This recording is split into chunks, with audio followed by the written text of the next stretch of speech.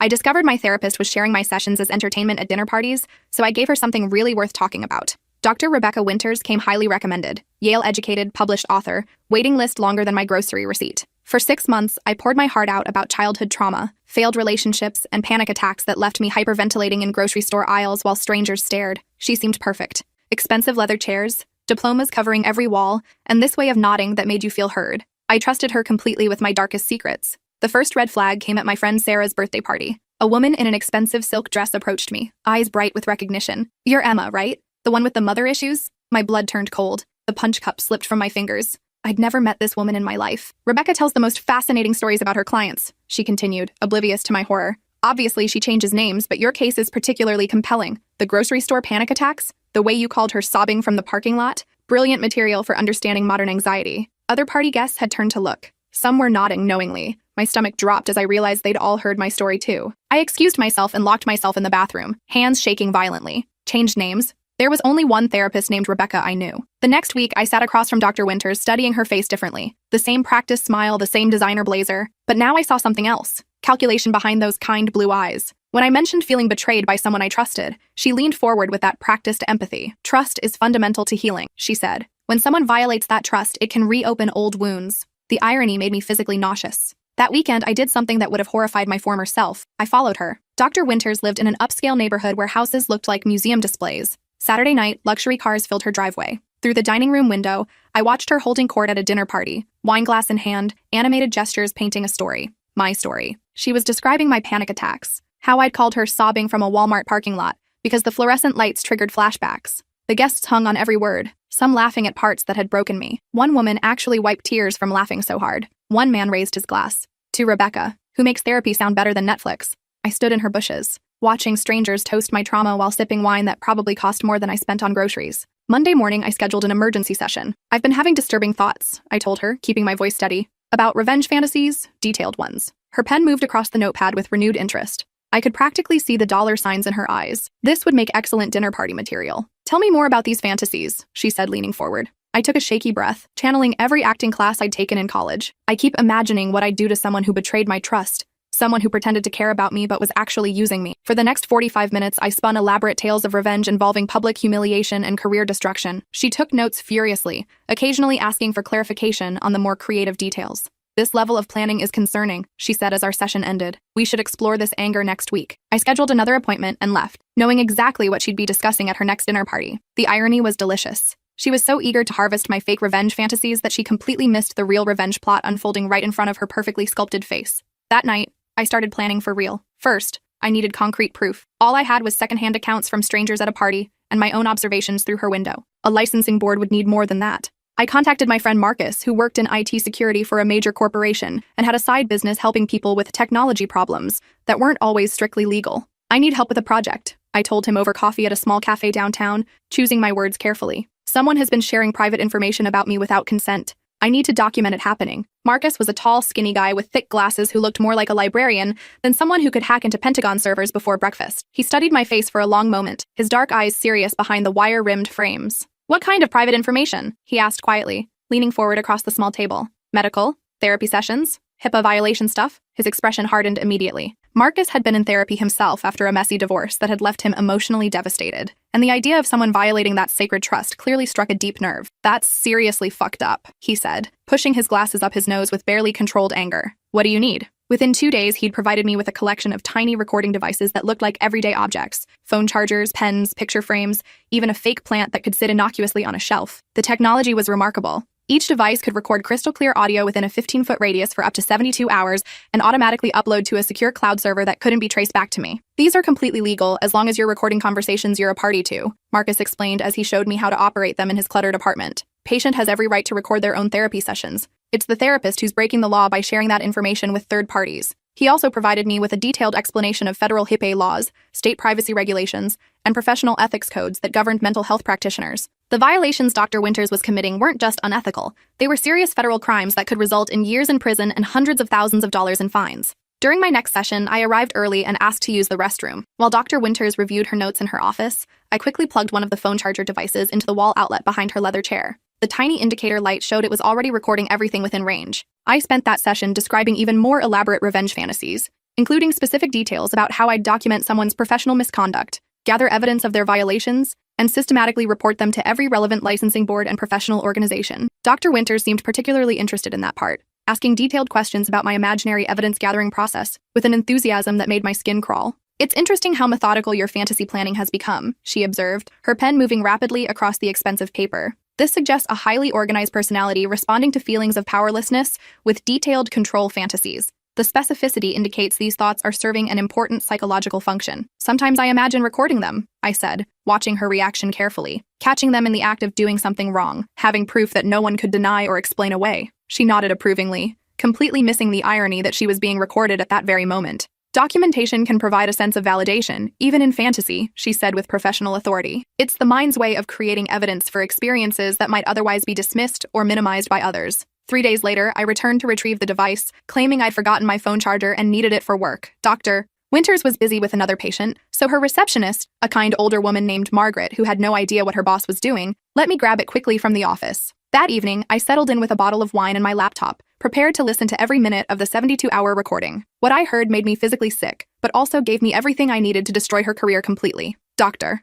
Winters had shared intimate details from our sessions with at least 6 different people during that 3-day period. I heard her on the phone with colleagues, discussing my fascinating case study and the rich material my revenge fantasies provided for understanding modern trauma responses. She'd called her sister in California to share amusing anecdotes about her disturbed patients and their creative delusions. She'd even practiced her dinner party stories out loud, refining the delivery for maximum entertainment value like a comedian preparing new material. "You should have seen her face when I suggested she keep a journal." She laughed during one phone call to someone named Dr. Patricia Chen. "She actually thinks writing down her violent fantasies will be therapeutic. The level of delusion is almost charming in its naivety." But the recording revealed something even worse than I'd imagined. Dr. Winters was violating HIPAA laws with multiple clients, not just me. I heard her discussing a 16-year-old patient's suicide attempt with disturbing casualness, sharing details about an elderly man's dementia symptoms with someone who was clearly not a healthcare provider, and worst of all, laughing about a domestic violence survivor's hilarious attempts to appear strong and independent during sessions. The teen's case particularly horrified me. She described how the boy had tried to hang himself in his family's garage after being bullied at school for his sexuality, giving explicit details about the method he'd used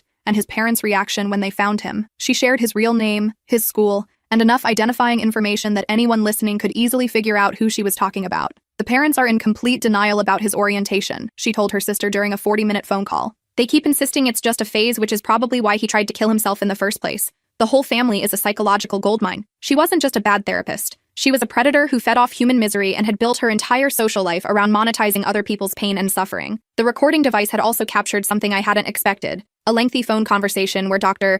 Winters discussed her upcoming presentation at the American Psychological Association's annual conference in Chicago. She was planning to use anonymized patient cases as examples in her presentation on innovative approaches to treating complex trauma in modern patients. My case was her star example.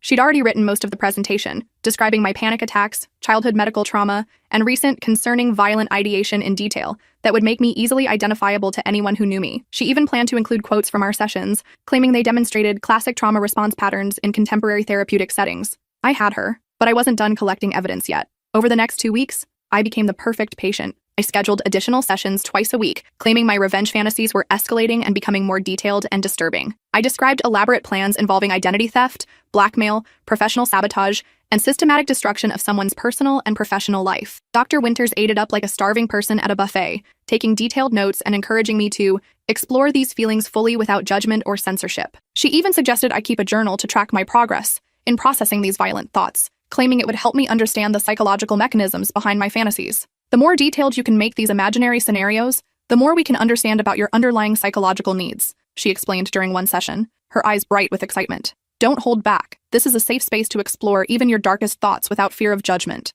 Each session was recorded using different devices Marcus had given me. I rotated between the phone charger, a pen that I'd place on her desk, and a small picture frame that I'd position on the shelf behind her chair. By the end of 2 weeks, I had over 12 hours of Dr. Winters violating professional ethics, discussing confidential patient information with unauthorized people, and encouraging what she believed to be genuine violent fantasies in a vulnerable patient. During our final session, I decided to test just how far she'd go in violating her professional responsibilities. "I've been doing research," I told her, keeping my voice carefully measured and slightly ominous, "about the person who betrayed me. I found out where they work, where they live, their professional affiliations. I even looked up their licensing board and complaint process." Dr. Winters leaned forward like a cat spotting a wounded bird, completely absorbed in what she thought was my descent into dangerous obsession. "How does having this information make you feel?" she asked, her voice barely concealing her excitement at this new development. "Powerful," I said, letting a slight smile play across my lips. "Like I could destroy their entire career with a single phone call. Everything they've worked for, gone. All their professional relationships, ruined. Their reputation, shattered beyond repair." She nodded approvingly, her pen dancing across the page with enthusiasm. "That sense of agency can be quite therapeutic, even if you never act on these feelings," she said, completely missing the fact that she was encouraging potentially dangerous behavior. "The fantasy of control often helps trauma survivors process feelings of powerlessness. But what if I did act on it?" I asked, tilting my head in a perfect imitation of her own mannerism. "Hypothetically, of course. What if I actually reported them for professional misconduct? Would that be morally wrong, even if they deserved it?" Dr. Winters actually smiled, a cold, calculating expression that looked nothing like the warm empathy she usually performed for her patients. "Sometimes people need to face consequences for their actions," she said, her voice taking on an almost predatory quality. "If someone is genuinely harming others through professional misconduct, reporting them could actually protect future victims. The greater good sometimes requires individual sacrifice." I nodded thoughtfully, as if processing this profound wisdom from my trusted therapist. "You're absolutely right," I said. "Some people do need to face consequences for their actions. It's almost like a moral obligation to make sure they can't hurt anyone else." She beamed at me like a proud teacher whose student had finally grasped a difficult concept. "Exactly. You're developing a much healthier perspective on justice and accountability. This represents significant progress in your healing journey." That night, I worked until 3 a.m. compiling everything into a comprehensive case file. 12 hours of audio recordings,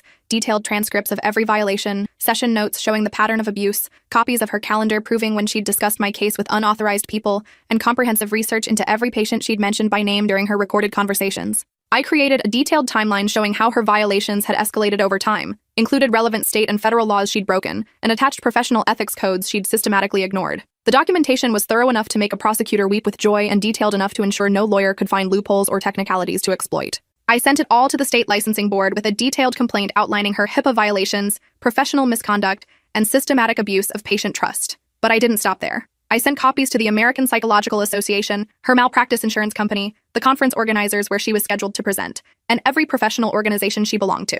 But I still wasn't finished with my campaign for justice. I also compiled individual packets for the families of every patient she'd violated. The parents of the 16-year-old suicide attempt victim got recordings of her discussing their child's private struggles, along with contact information for attorneys who specialized in medical privacy violations. The family of the elderly man with dementia received evidence of her sharing his medical information with unauthorized people, plus documentation of how she'd mocked his condition for entertainment. The domestic violence survivor got comprehensive documentation of how her private trauma had been turned into cocktail party entertainment, along with resources for pursuing legal action. Each packet included a detailed explanation of their legal rights, contact information for attorneys who specialized in medical privacy violations, and copies of all relevant evidence organized in a way that would make it easy for lawyers to build cases. Then I called Channel 7 News and asked to speak with their investigative reporting team. "I have documentation of a local therapist systematically violating patient privacy laws," I told the investigative reporter, a woman named Jessica Martinez who specialized in healthcare fraud cases. "Multiple patients, multiple violations, recordings of everything. Are you interested in a story that could expose widespread abuse in the mental health care system?"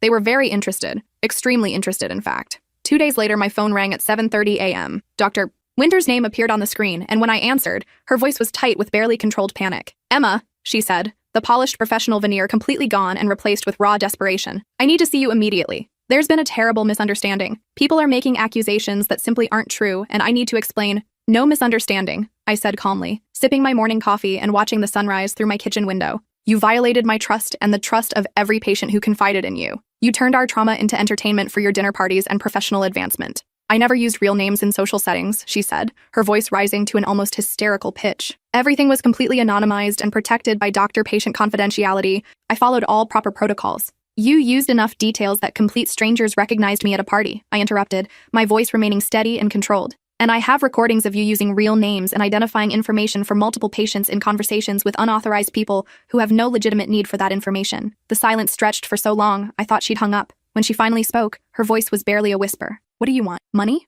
I can pay you whatever you need. We can work something out privately without involving the authorities." "I don't want anything from you," I said, feeling a deep sense of satisfaction at her obvious terror. "I already have everything I need to ensure you never hurt another patient again." "Please," she begged, all pretense of professionalism completely abandoned. "I made mistakes, but my career, my reputation, my family, I have children who depend on me. This will destroy everything I've worked for." "Your career was built on exploiting vulnerable people," I said, my voice hardening. "Your reputation was based on violating the most fundamental trust in healthcare. Maybe it's time for both of those things to end, so other patients can be protected from you. I can change, she said desperately. I can get help, take additional training, make amends. Please don't destroy my life over some stupid mistakes. These weren't mistakes, I said. They were deliberate choices you made repeatedly over many years. You chose to violate patient confidentiality for your own entertainment and professional gain. You chose to encourage dangerous fantasies instead of providing proper treatment. You chose to build your career on other people's suffering. I hung up and immediately blocked her number. The story broke 3 days later with the headline, "Local Therapist Under Investigation for Systematic Patient Privacy Violation." The article, written by Jessica Martinez, included quotes from multiple violated patients, details about the ongoing ethics investigation, and mention of potential criminal charges for HIPAA violations. The response was immediate and devastating for Dr. Winters. Her practice closed within a week, with her receptionist leaving apologetic voicemails explaining that all patients would receive copies of their files and referrals to other providers. Her license was suspended pending investigation. The conference presentation was canceled. Her malpractice insurance company dropped her after reviewing the evidence I'd provided. The local medical community was buzzing with gossip about the case. Other therapists began frantically reviewing their own practices, terrified of similar exposure. The licensing board announced new mandatory training on patient privacy laws and implementation of random compliance audits. But the real satisfaction came when the criminal investigation began. The district attorney's office assigned a prosecutor who specialized in healthcare fraud. Detective Maria Santos called me to schedule an interview about the case, and when we met at the police station, her professionalism was tinged with obvious anger at what Dr. Winters had done. "I've been working healthcare crimes for 8 years, she told me as we sat in the stark interview room with its fluorescent lights and metal table. "I've never seen documentation this thorough or violations this systematic. You basically built the entire case for us." "I had good motivation," I said simply. The prosecutor, James Mitchell, was a thin man with graying hair who looked like he survived on coffee and righteous indignation. When he reviewed my evidence, his eyes lit up with the kind of enthusiasm prosecutors reserve for slam-dunk cases. "Dr. Winters violated federal law repeatedly and systematically," he explained, spreading my documentation across the conference table. "HIPAA violations can result in criminal penalties of up to 10 years in prison and fines up to $250,000 per violation. Based on your evidence, we're looking at multiple felony counts that could result in decades of prison time." But the investigation revealed even more violations than I'd documented. When they searched Dr. Winters' office and home, they found years' worth of patient files that she'd illegally copied and kept for her own use. They discovered she'd been selling anonymized patient stories to pharmaceutical companies for market research, writing magazine articles based on patient cases without consent, and had even been negotiating a book deal featuring her most interesting patient stories. 6 months later, I sat in the front row of the formal licensing board hearing. The room was packed with former patients, journalists, other healthcare providers who'd come to witness the downfall of someone who'd violated the most sacred trust in medicine, and family members of patients whose privacy had been violated. Dr. Winters had lost significant weight and looked years older than she had in her office. Her expensive designer clothes had been replaced with a simple black suit that hung loosely on her diminished frame. Her once perfect hair was now streaked with gray, and she kept glancing nervously at the gallery full of people whose lives she'd damaged. Her attorney, a nervous man named David Kowalski, who clearly knew he was fighting a losing battle, tried desperately to argue that my recordings were illegally obtained and should be inadmissible. The licensing board's legal counsel shut that down immediately. "Patients have an absolute right to record their own therapy sessions," the counsel explained patiently. Dr. Winters' violations occurred in the presence of her patient, making all recordings completely legal and admissible under both state and federal law. When they called my name to testify, I stood up slowly, feeling the weight of every violated patient's hopes for justice on my shoulders. "Dr. Winters once told me that trust is fundamental to healing," I began, my voice carrying clearly through the silent room. She was absolutely right. When someone violates that trust, especially someone in a position of power and authority, it can reopen old wounds and create new trauma. But sometimes it can also give you the strength and determination to make sure they never hurt anyone else. I presented my evidence methodically, walking the board through 12 hours of recordings that documented systematic violations spanning multiple patients over several years. I showed them how she'd used our most vulnerable moments as entertainment, how she'd built professional presentations around our private struggles, how she'd turned our healing process into her personal profit center. The board members' faces grew increasingly grim as they listened to recording after recording of Dr. Winters laughing about patient traumas, sharing identifying information with unauthorized people, and treating confidential medical information like gossip to be traded for social currency. Dr. Winters' attorney tried to cross-examine me, suggesting that I'd entrapped his client by fabricating elaborate revenge fantasies specifically to provoke her violations. "So you admit you deliberately created fictional content designed to manipulate Dr. Winters into committing violations?" he asked, clearly thinking he'd found a weakness in my case. I smiled calmly, having anticipated this line of attack. "I told Dr. Winters exactly what she wanted to hear. Stories she could turn into entertainment for her dinner parties," I said. The fact that she encouraged and documented what she believed to be genuine violent fantasies, instead of properly treating them or referring me for appropriate care, only proves how unfit she is to practice therapy. The attorney's face fell as he realized his question had only made things worse for his client. Other patients testified about their own violations. Dr. Winters' former colleagues testified about suspicious conversations and inappropriate disclosures they'd witnessed but failed to report. Even her receptionist, Margaret, testified about the steady stream of personal calls where private patient information was discussed openly. The hearing lasted 3 days, with testimony from over 20 witnesses and presentation of hundreds of pieces of evidence. Dr. Winters herself never took the stand, on advice of her attorney who knew that anything she said could be used against her in the pending criminal case. The board deliberated for 2 hours. Dr. Rebecca Winters' license was permanently revoked. She was ordered to pay fines totaling $75,000 to the state board and faced additional criminal charges for HIPAA violations that could result in prison time and federal fines exceeding $2 million.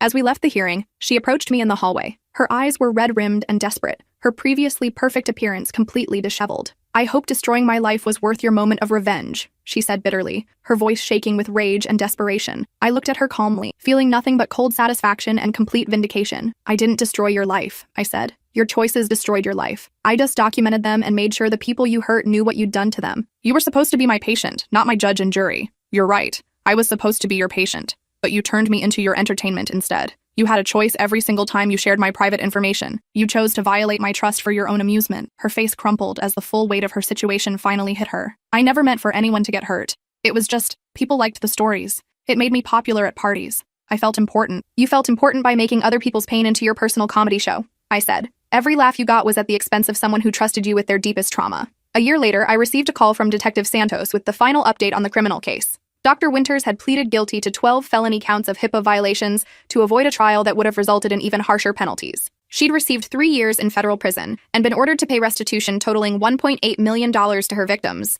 But more importantly, my case had opened floodgates of accountability throughout the mental health care system. 3 more former patients from her previous practice in Portland had come forward with similar complaints. The investigation revealed she'd been violating patient confidentiality for over a decade, using her clients' most vulnerable moments as party conversation and conference material across multiple states. The Federal Bureau of Investigation had taken over the case, treating it as organized healthcare fraud. They discovered an entire network of healthcare providers who'd been sharing patient information inappropriately, and several other therapists and doctors were now under investigation for similar violations. The licensing boards in 5 states had launched investigations into Dr. Winters' past practices and those of her associates. Her former colleagues were being questioned about what they knew and when they knew it. The entire mental health care system was implementing new oversight procedures, mandatory reporting requirements, and random compliance audits to prevent similar violations. I never went back to therapy after that experience, not because I didn't need it, but because I learned something more valuable than any session could teach me. Sometimes the best healing comes from refusing to let people get away with hurting you and making sure they can't hurt anyone else. The nonprofit I started, Patient Privacy Protection, now helps other victims of healthcare privacy violations navigate the legal system and fight back against providers who abuse their trust. We've helped secure convictions against 12 healthcare providers and recovered over $5 million in damages for violated patients. Last month, I was invited to speak at the American Psychological Association's annual conference, the same conference where Dr. Winters had planned to present my case as entertainment. I stood at the podium where she would have stood and told the real story of what happens when healthcare providers violate patient trust. The audience was silent throughout my presentation. When I finished, they gave me a standing ovation that lasted 5 minutes. After my speech, a young woman approached me. She was crying. "My therapist shared my eating disorder story at her book club," she said. "I thought I was crazy for being upset about it. Thank you for showing me I wasn't wrong to feel violated." I gave her my card and connected her with one of our attorneys. Some people collect stamps. Some people collect coins. Some people collect vintage wine or rare books. Dr. Rebecca Winters collected other people's pain and trauma, hoarding our most vulnerable moments like trophies to be displayed for social currency. But I collected something much more valuable: justice, accountability, and the satisfaction of knowing that a predator could no longer hurt the people who trusted her most. The best part? Every time someone Googles her name now, they find articles about her crimes. Every potential future patient she might have exploited will know exactly what kind of person she really is. Every dinner party she might attend will include people who know she's a convicted felon who betrayed the most sacred trust in healthcare. Her reputation, which she cared about more than her patients' well-being, is permanently destroyed. And that, as she might say if she were still licensed to practice therapy, is quite therapeutic indeed.